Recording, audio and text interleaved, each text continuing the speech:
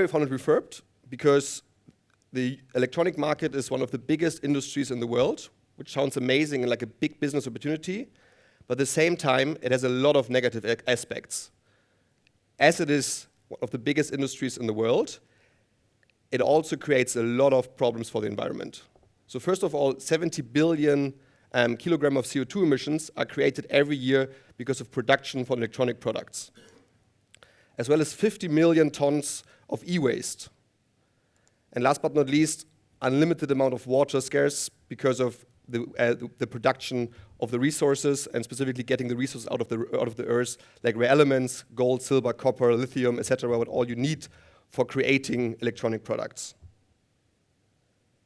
So we have to change this, and we can only change this if we grow the circular economy. So if we are able to enhance the lifetime of electronic products which are already produced, and ensuring that we use these products longer. One statistic which was presented a couple of years ago is that in Germany alone, more than 200 million smartphones are in the cupboard of the households. So all of these products have gold, silver, copper, rare elements in there, and you leave them in the cupboards and not bring them back into the circle. At the same time, the average usage time of a smartphone in Germany is between 2 and 3 years. So 3 years ago, it was 1.8 years. Now it's more towards 2.8 years.